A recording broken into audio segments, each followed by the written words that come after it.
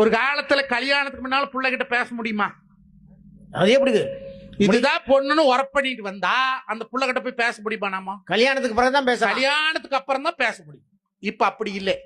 இதுதான் பொண்ணுன்னு உரப்பான உடனே ஒரு செல்போனை வாங்கி புதுசா சிம்மு வாங்கி மாப்பிள்ளை பையன் பொண்ணு கிட்ட கிஃப்ட் கொடுத்து வந்துருவாரு. வெடி வெடி பேசுது போ. அப்புறம் நல்லா இருக்கிறியா, உன்னை பார்க்காம என்னால இருக்கவே முடியல, உங்ககிட்ட பேசிட்டே இருக்கணும் போல இருக்கு. உன்ற கண்ணு திராட்சை பழமாட்டு இருக்குது, உன்ற கண்ணு அப்படி மாம்பழமாட்டு இருக்குது, உன்ற காலை பார்த்தா அப்படியே கரும்பாட்டு இருக்குது. ஐயோ அழகு அழகு.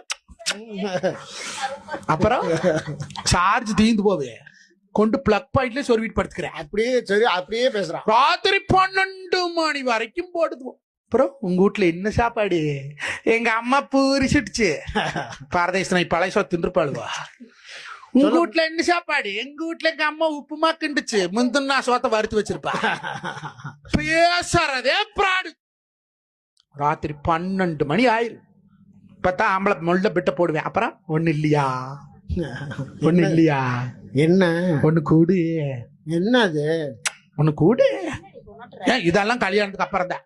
இதுக்கு வேண்டிய கல்யாணம் முடிப்பாங்க. கூடு, எங்க அம்மா சத்தம் போடு. சரி கூட ஒண்ணு, எங்க அம்மா சத்தம் போட்டா போடுது. அங்க ஆப்பல போருக்குள்ள வச்சுட்டு கூடு. ராத்திரி 12:15 அவ கொடுத்துருக்குறா. இவன் திருப்பி கொடுக்கணும்ல, இவன் திருப்பி ரிட்டன்ல. எப்ப கட்ட மேல எடுத்திருந்தவன் பள்ளி சாயனம் போடுதுன்ட்டு அவன் இவன் போன்ல, அவன் கட்ட மேல வெடிச்சு காத்தால அம்மா சாம்பிராணி போட்டுருக்கிற வீட்டுக்கு. இடத்துக்கு புள்ள சாம்பிராணி என்னன்னே தெரியல மாமா. பொழுதாட 2 பள்ளி மொச்சு மொச்சுன்னு பொறிச்சு தள்ளிடுது. எதுக்கு சொந்தம்?